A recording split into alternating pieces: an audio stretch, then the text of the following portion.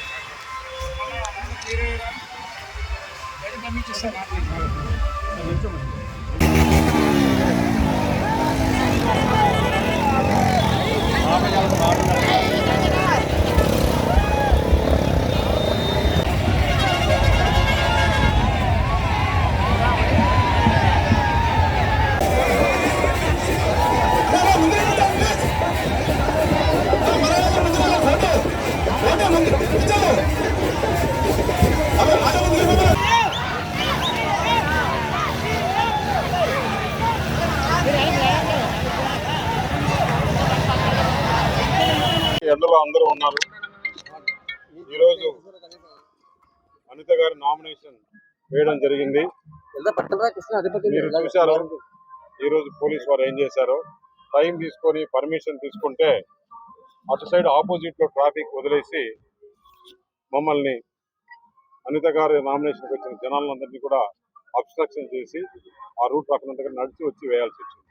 వారికేమో వైఎస్ఆర్ కాంగ్రెస్ వారికి పోలీసులు సహకరించి రైట్ ట్రయల్ గా తీసుకొని వచ్చారు. అంటే ఎక్కడికి పోతున్నాం? ప్రజాస్వామ్యం ఇది. ప్రజాస్వామ్యంలో అందులో ఎలక్షన్ కోడ్ ఉన్నప్పుడు కూడా పోలీసులు ఇలాంటి ఆటలు ఆడుతున్నారంటే వారందరూ నోట్ చేసుకున్నాం. ఎలక్షన్ కమిషన్ తప్పకుండా కంప్లైంట్ చేస్తాం. అయినా కూడా మేము నడిచి వచ్చి నామినేషన్ వేయడం జరిగింది. వేలాది మంది ఈరోజు ఈ నామినేషన్ లో పాల్గొనడం. అవతల వైఎస్ఆర్ కాంగ్రెస్ పార్టీ డబ్బులు ఇచ్చి తెచ్చుకుంటే కూడా అంతమంది రాలేదు. ఇక్కడ స్వచ్ఛందంగా వచ్చి ఇంతవరకు కూడా ఎండలో ఎట్లా ఉన్నారో చూసాం. మొత్తం యావత్ ఆంధ్రప్రదేశ్ బ్రహ్మాండంగా గాలి వీస్తుంది. ఇన్ని రోజులు నాయకులు బయటకు వచ్చారు, ఇప్పుడు ప్రజలు కూడా బయటకు వస్తున్నారు.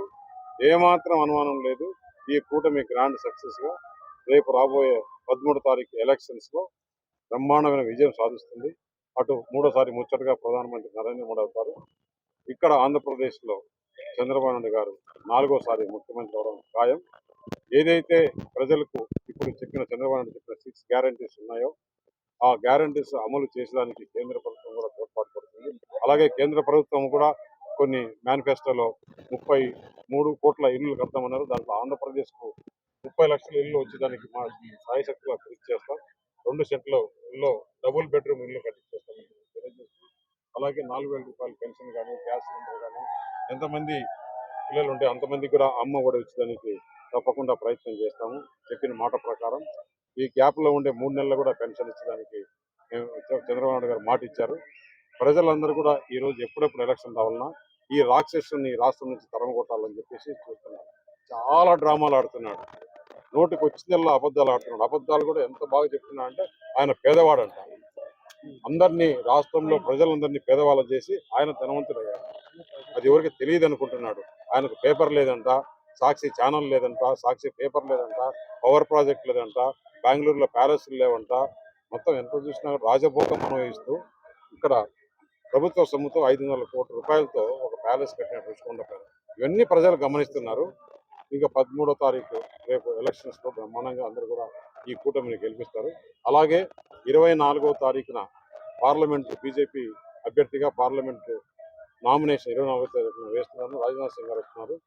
యావత్తు కూటమిలో ఉండే వాళ్ళందరూ కూడా నామినేషన్కి రావాల్సిందిగా అభ్యర్థిస్తున్నారు. ఈరోజు నేను నామినేషన్ మన బుజ్జి గారి ఆధ్వర్యంలో అంటే జనసేన బీజేపీ టీడీపీ కలిసి ఈరోజు కూటమిగా వెళ్ళి నామినేషన్ వేయడం జరిగింది. ఈరోజు నామినేషన్ వేయడానికి ముందే మేము పర్మిషన్స్ పెట్టున్నాము. పర్మిషన్స్ పెట్టేటప్పుడు కూడా పోలీస్ డిపార్ట్మెంట్ వాళ్ళు చాలా క్లియర్ గా చెప్పారు. మేము అడ్ రోడ్ నుంచి మాకు ర్యాలీకి పర్మిషన్ ఇచ్చారు, నక్కపల్లి నుంచి వైసీపీ వాళ్ళకి ర్యాలీ పర్మిషన్ ఇచ్చారు. కావాలని చెప్పి వైసీపీ వాళ్ళని రూట్ క్లియర్ చేసి మేము ఎప్పుడైతే ర్యాలీగా వస్తున్నామో అటువైపు ట్రాఫిక్ జామ్ చేసే పరిస్థితి ఈరోజు పోలీసులు చేస్తా ఉంటే నిజంగా సిగ్గనిపిస్తుంది. ఇప్పటికీ కూడా జగన్మోహన్ రెడ్డికి ఊడిగం చేయాలని ఎలా అనిపిస్తుందో పోలీసులకు అర్థం కావట్లేదు. ఇప్పటికీ జీతాలు రాక, పిఎఫ్లు రాక, కనీసం వాళ్ళ డబ్బులు వాళ్ళు తీసుకోవడానికి ఇబ్బందులు పడే పోలీస్ వ్యవస్థ కూడా ఇప్పటికీ కూడా భయపడి ఊడిగం చేయడం చూస్తా ఉంటే ఇప్పటికైనా మారరా అనిపిస్తుంది. అయినప్పటికీ కూడా మా శ్రేణులు ఎవరిని రెచ్చగొట్టుకోకుండా, ఎవరిని ఇబ్బంది పెట్టుకోకుండా వచ్చిన వేలాది మంది ప్రజలు కూడా నన్ను ఆశీర్వదించడానికి, సీఎం రమేష్ గారిని ఆశీర్వదించడానికి వచ్చిన వేలాది మంది ప్రజలందరూ కూడా ఈ రోజు ఇక్కడికి రావటం, మమ్మల్ని అందరినీ ఆశీర్వదించడం జరిగింది. వాళ్ళందరికీ కూడా మా తెలుగుదేశం పార్టీ తరఫున, బీజేపీ తరఫున, జనసేన తరఫున ప్రత్యేకంగా ధన్యవాదాలు, నమస్కారాలు తెలియజేసుకుంటున్నా. ఒకటే చెప్తున్నా, పాయకరపేట నియోజకవర్గ ఆడబడుచుని, వాళ్ళ ఇంటి ఆడపిల్లని అందరూ కూడా నన్ను సైకిల్ గుర్తు మీద, సీఎం రమేష్ గారిని కమలం గుర్తు మీద ఓటేసి గెలిపించాల్సిందిగా కోరుకుంటున్నాం.